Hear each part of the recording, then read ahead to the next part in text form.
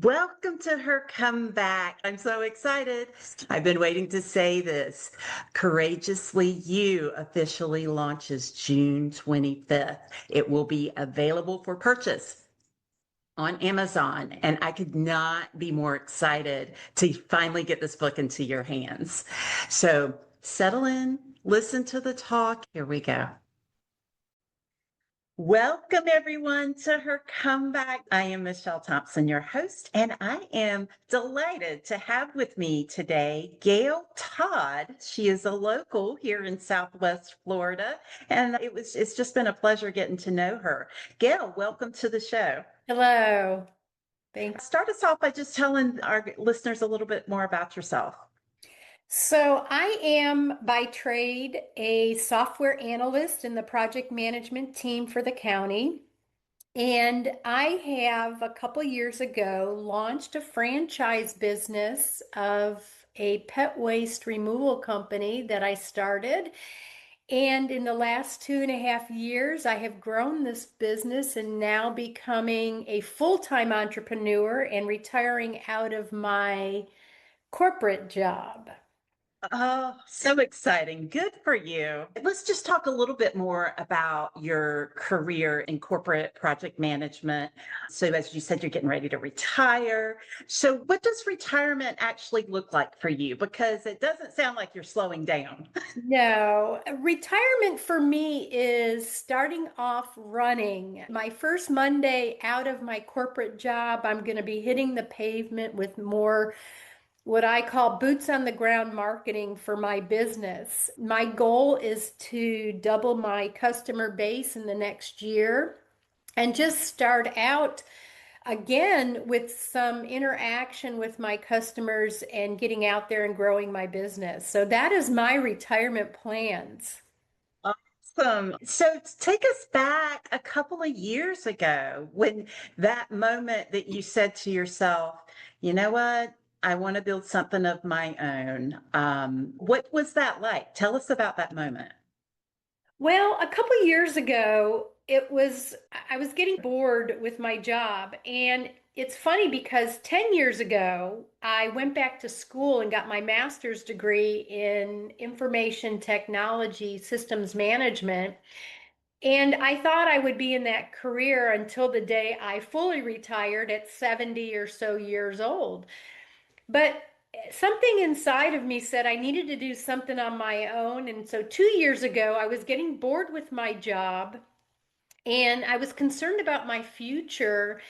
I realized I didn't want to spend the next 10 years in the same position as a software analyst in the project management team. So I started looking into doing something on my own, a side business. I thought maybe I can do something that will occupy my time that I enjoy, maybe make a little bit of money. And when I do retire, when I'm financially able to retire, I'll be able to do this, make a little money, and it's something that I enjoy.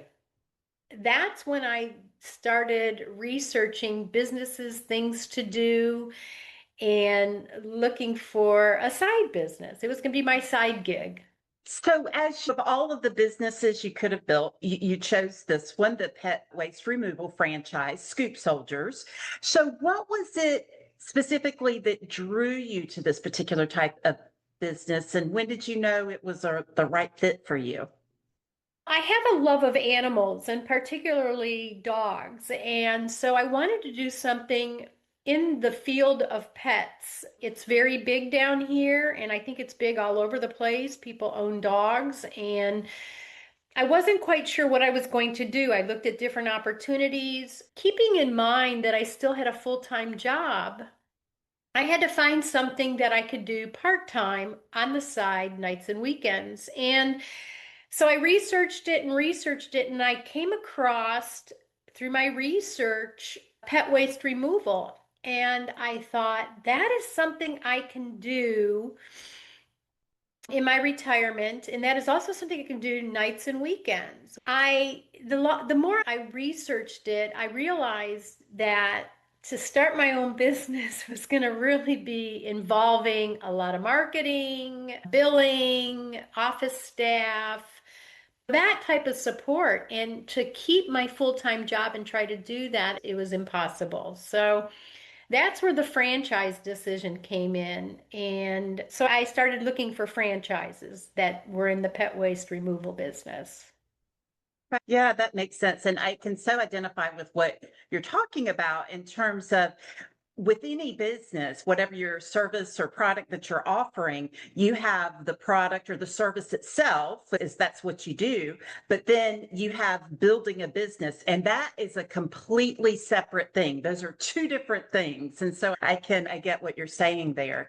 How did your corporate project management background help you evaluate the franchise opportunity? Did all those years of managing risk and timelines that I know all so well about myself from my own background, did that help you in your analysis of what path was right? So, yes, it did. I am an analyst by trade. So, getting to the root of the problem and the solution is what I was trained to do. So it took me a while, and I'll say probably 6 months to almost a year of my due diligence in researching companies on what I needed from them, not only what they need from me, but what I needed from them to find the right company that would fit my needs. And that's what I did. So I applied my training, my background, into researching and learning how to run a business because there's lots of entrepreneurial classes and offerings that different organizations will offer. My problem was my time. I was limited on what I was able to do in my business. So finding a franchise to work is what the answer was. It was just then finding the right franchise. And in this process of your research and then analysis, what has surprised you the most about it?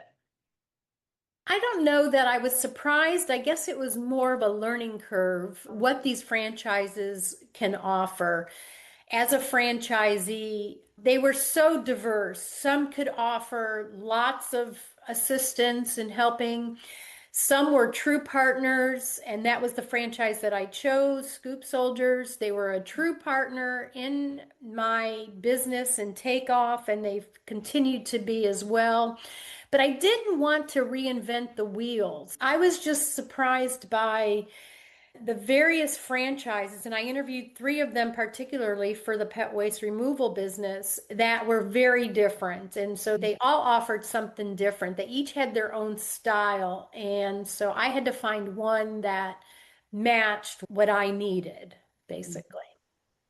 Very interesting. The whole process of building a business while you're still working full time, that has to be just really demanding. So how did you manage that? And what was the hardest part about building something new while still showing up for somebody else? I worked a lot of nights and weekends. I did a lot of planning. I did a lot of marketing in the evenings. I did my routing for my employees. I had to hire, and I did a lot of this on nights and weekends. I did not have much time to myself. The other thing I had to do is when my time was needed for my business during the day, I had to use a lot of my personal time from my corporate job to do that what was needed for the business. And I went through the majority of my personal time that I would have saved for retirement in my pension, and I burned it up in my business.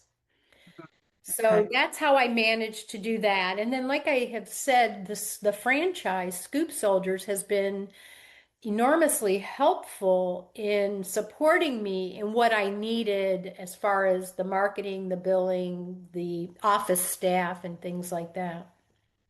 Were there other things in terms of restructuring your life that you had to do to make space for this? It sounds like you said you gave up nights and weekends, but how did you do it all? Any type of a personal life or social life, or it just seems a lot of balls in the air, so to speak. Yes, it was a lot of balls in the air. There was no personal time. My partner in life, he had to, and he still does, attend my events that I do on the weekends. And when we get to spend some time together, that's how we spend time together, is working my events. So is he a partner with you in this business, or is this truly your business and he does This his own thing? this is truly my business. He does his own thing. He's just my life partner, which is Yeah. important in support. Sure, He sure. is my life partner in support as well. But for us to spend that personal time together, Yeah. it involved being at one of my events on the weekends or in the evening. Mhm. The business has consumed a lot of my time, my personal time. And that's when I made the decision about 6 months ago that something has to give. It's either going to be my full-time job, my business, my personal life. Something had to give. And that's when I realized that I need to let go of my full-time corporate job and I need to concentrate on my business and my personal life. I need to have balance. There needs to be balance. Yeah, I totally get that. So let's talk a little bit more about your shifting identity, right? You spent decades as in the corporate role and doing the project management work. So how has it felt stepping into a new identity as a business owner and in a completely different industry? It feels great. I have developed something from nothing. I've always had a little seed planted inside that I can do my own thing, but I've never had the courage to do it. And when this opportunity came along and I made the decision, because you have that feeling that it's the right thing to do, but fear just impacts you. And so when I finally made the decision and got over the fear and just decided to take that step, it's a great feeling. It's a feeling of accomplishment. It's a feeling of pride. It's a feeling of a lot of things I never got from my corporate job and I don't get from my corporate job. It's just a great feeling and it's a great accomplishment. And that's why I'm not looking back. I'm retiring. I get scared or afraid, as that's normal, I've been told. And I just have to keep looking forward. That's all. I have to just keep looking forward and know that I'm going to succeed. That's so beautiful. And I love the way you described it. And the word that I was thinking of is just freedom. It's like a breath of freedom. Again, it's something nobody can take it away from you. In today's corporate world, you may or may not be impacted by layoffs or any other thing that goes on in that environment. But when it's your business and it's something you've created and built, nobody can take that away from you. It's That's awesome. true. And one of the things that was a deciding factor in leaving my corporate job is there was a lot of restructuring. There was a lot of restructuring. I was getting slapped, literally slapped in the face, I would say, by position demotions and salary caps. And I thought, oh my gosh, I spent all this time and now I'm going backwards. I said, no, Yeah. that's not going to happen. That's not for me. So Totally get that. I felt the same. Yeah, felt the same. So, some women at our age may see this as a time to rest, not launch a business. So, what would you say to the woman who thinks entrepreneurship is something you do in your 30s, not in your 50s or 60s? What would you say to someone like that? you can start anytime. I second guessed myself. I am going to be 65 on Monday.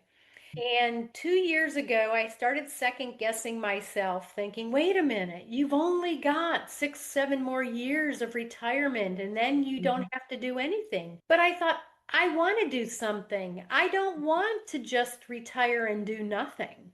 It doesn't matter how old you are. I went back to school to get my master's degree when I was in my 50s. So it Ah, doesn't matter. It just yeah, doesn't Gail, matter. I just now realizing, even in this conversation, how much we have in common because I was 47 when I went back for my master's. And then, of course, I have my career in project management. So we have so much in common.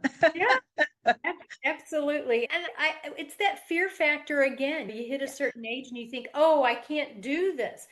Someone told me one time A long time ago when I wanted to go back, and when I went back to get my master's, I was afraid because I said, "Oh my gosh, I'm going to be 55 or 56 when I graduate." And they looked at me and they said, "You're still going to be 55 or 56. Wouldn't you rather have the degree?"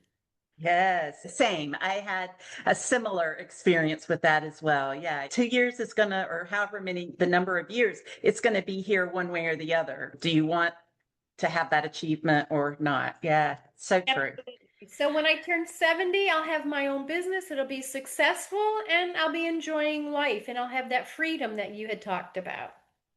So awesome. So tell us about your business itself. It's Scoop Soldiers. So tell us what the business actually does. And just tell us a little bit about what has building your franchise territory looked like, because this is a new area for this franchise, right? Yes. So Scoop Soldiers is a pet waste removal company. We go into residential and commercial areas and we scoop dog poop in the residential areas. Usually it's the customer's backyard or front yard, wherever the dog does its business. We scoop dog poop, we remove it, we take it with us. We offer add-on services like sanitizer and deodorizer to sanitize the areas. We do the same thing for commercial businesses. We do condo associations, HOAs, homeowner associations, apartment complexes where we go in, we scoop dog parks, dog areas, we clean out pet waste stations. So that's our business. And there weren't that many in the Southwest Florida. There were smaller businesses in the Southwest Florida area. But when I came in, I bought the franchise for the entire Southwest Florida area because I knew I was thinking down the road. I wanted this to be my area, my territory. So I knocked on doors and continued as best as I could in the marketing. And then my franchise does all my digital marketing. So it was a combined effort to get the business up and going. But I started with 0 customers and I'm over 200 right now. Oh, congratulations. That's fantastic. So, what has surprised you most about the business itself? Has there been any moments when you had to just laugh at yourself, or what does that look like? Yeah, and my employees joke about this. My joke in my business is I failed poop scooping 101. Oh, I'm not the fastest poop scooper. oh. So I've learned in business, you do what you're good at. And so I hire those who are better than me at scooping poop, and I run the operation and market. So that's what I do. But that was my big surprise. I thought, who could fail at poop scooping? But Yeah. As you look over the coming years, what does the growth look like for you? Where do you see your business going? my growth will depend on my active participation. And that's why when you talked about what am I going to do in retirement from my corporate job, is I'm going to hit the ground running. I have to do a lot of boots on the ground marketing. I plan to increase my residential as well as my commercial customer base over the coming years. My goal is to max out the territory with customers so that I can expand further north into another territory. That is my goal, is to actually expand. And I see that in the next 3 to 5 years. Oh, that's terrific. Now, when you say expand, would you have to going into another territory? That would be like doing another franchise. You'd have to purchase another franchise. Is that Yes. what that So would be? Okay. purchasing another franchise where we don't have any. And Florida has some untapped areas, so there's quite a bit of growth potential just in the Florida market. I may look at some other areas, I don't know yet, but my goal is to, in the next 3 to 5 years, to expand my franchise business. Okay. Sure. That's really great. I love it. So let's talk just a little bit more. You've mentioned it, some of the fear and things that we all have to address. So, what has this journey taught you about yourself that 2 years of corporate work never would or could? One of the biggest lessons I've learned so far is I have to be an active participant in my life. I need to do what needs to be done to fulfill the desires of my heart. And nobody else is going to do that for me. I need to do that. I need to put fear aside and take the first step. I've learned it's been very hard. It's probably been 30 years where I've been afraid to take that first step, and I just would dream about it or think about it or talk about it. But that's what this journey has taught me, that if I take the first step, and the first step may not be the right decision on something, that I can quickly pivot and change my direction. And it's okay if I fail at that first step because I've learned something. And that is what the biggest lesson here for me is, that failure is not an end, but it's a beginning of an opportunity for me.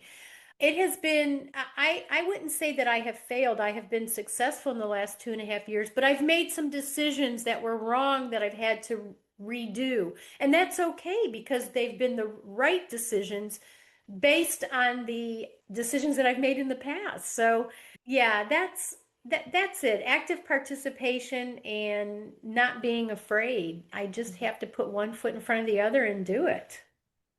That's great. And as you were talking, I was thinking about not making a decision is also a decision. You're choosing to stay in place. You're choosing to stay exactly where you are, and you keep getting exactly what you got when you do that. Exactly. You can't be a participant in the game if you're sitting in the bleachers. Is That's right. somebody once said that, and I picked that up and I thought that is so profound. It's so true. Absolutely. What do you think has been your biggest comeback moment? Maybe a time that you doubted yourself and maybe you wanted to quit, but you pushed through it anyway. So, about a year ago, which would have been about a year and a half into my business, I was to the point of something had to change. I didn't know what to do. I wasn't in control of my business. I was having staffing issues. My routing wasn't right. Things weren't right. And I was about to hand in the keys to the franchise owner and say, I can't do this anymore. And something inside of me rose up, and I had to make a decision. Like you said, if you don't make a decision, that's a decision. So I had to make a decision, and I had to do what was most hard for me is I had to ask for help. Yeah. I, Yeah. I went to the franchise company and I asked for help. I said, I need help with this, and this. And they said, absolutely, we're here to support you in any way we can. And they came right to my side and we started redoing a few things. And we have been off and running ever since. And that was my biggest comeback in my business so far. I doubted some things, but I went and asked for help and I got what I needed. I knew where to go. It's so interesting you say that because I think I know for myself personally and through all the many other women that I talk to, asking for help can be so difficult. Any thoughts on why you think that is? Why do you think we struggle with asking for help? For me, it was, I can do this. I've got this under control. I got myself into this. I'll get myself out of this. And I think that's my ego taking over. And I need to let that go. I think there are mentors in this world put in place to help us out. And if we pray hard enough for them, they'll come to fruition. As when the student's ready, the teacher will appear. And I think that we have to go beyond and ask for that help when we need it. And if it's even for ourselves, I think sometimes I feel selfish, or it's very selfish for me to try to prosper and ask someone to help me do that. I have all my life felt like I need to do this on my own. And I think that asking for help was the biggest challenge that I had to overcome. And it was the best thing I ever did. That's great. If you could go back and tell yourself something the day that you signed the franchise agreement, what would you tell yourself? Quit your full-time job and jump in full speed ahead. Oh, is that right? You would have done it then and not I held would have, on. if I would have, yes, I think that I did myself a disservice by working a full-time job and trying to run my business as a part-time business, because I just didn't have the courage to do what needed to be done. And I now look back and think if I would have started this full time the right way, I would be in a different position right now. I would be much further along. But there's so much that I've learned that maybe it is the way it's supposed to be. But I think I would have, if I could have gone back 2.5 years ago, I would have said, just quit your full-time job and do it. That is so interesting that you say that because in my situation, I did the opposite. I did what you're talking about. The job was gone and it was just starting at zero, building a business. And I tell people, oh, I would have liked that option of having worked the job a couple of years and then kind of eased into it. But now you're saying exactly what I did was something you would do. So it's really interesting people's perspective. And at the end of the day, all have our own journey where we are and what we need to experience in order to get where we're going.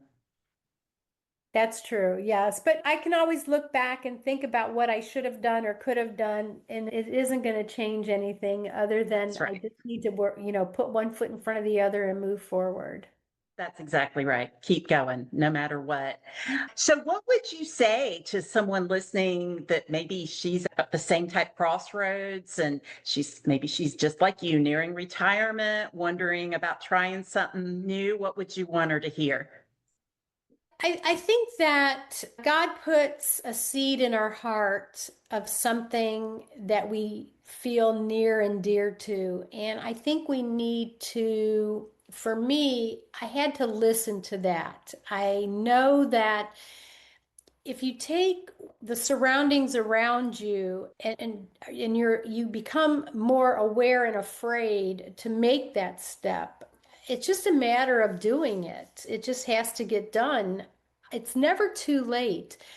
You're still going to be 70, you're still going to be 80, and you'll be much better off having a feeling of accomplishment by doing it now. So that's what I would say. And that's how I am getting through this. And that's how I've gotten through what I've gotten through so far and making the decision to retire from my full-time job. I don't want to be 70 years old kicking myself thinking, oh, I could have really done something if I wouldn't have or if I would have. It just depends on what that is that's pushing you to go forward. I don't want to look back and feel bad that I didn't do what I should have done. I love that you said that. I gave a short talk not long ago. And one of the things that I talked about is there's a famous quote from Mark Twain that said, 20 years from now, you'll have far more regret for the things you didn't do than the things you did. And I think that's exactly what you're saying, that you don't want to get to 5 years from now or whatever the number is and then have the regret. Oh, why didn't I try? Why didn't I do it? So Exactly. I love that you said that. That's exactly right. And that's how I feel because I do look back now and think, oh, I could have done this 10 years ago. Why didn't Yeah. I? Yeah. Because I was afraid. Yeah. So, what is the best way for anyone out there that'd like to get in touch with you? What's the best way for them to do that? Scoopsoldiers.com is my website, but to find me directly, it would be at Gayle Todd at scoopsoldiers.com. Oh, Easiest way. very good. Gail, it's just been a delight talking to you, and I really appreciate your time and thoughtfulness and being on today. And I wish you all the best in retirement and your new business. Congratulations to you. Thank you very much. I hope that something landed for you today because you were meant to hear it. If that conversation stirred something in you, I just can't wait until you get your hands on the book, Courageously You. We go deeper into frameworks with stories and reflection questions and tools to actually do the work, not just be inspired by it. Here's what I need you to do right now while it's fresh. Go to the link in the notes, her comeback, sign up for the updates, hercomebackpodcast.com. Again, that's hercomebackpodcast.com. You'll be the first to know when it drops and get all the details on how to grab your copy. And trust me, you don't want to miss launch day. Courageously You will be available on Amazon starting June 25th. Set a reminder, mark it on your calendar, and tell a friend who needs this information as much as you do. Thank you for being part of this community. Thank you for showing up here week after week. It's exactly the kind of courage this book is talking about. Keep coming back. Your comeback is happening. Until next time, I'm Michelle Thompson, and this is Her Comeback.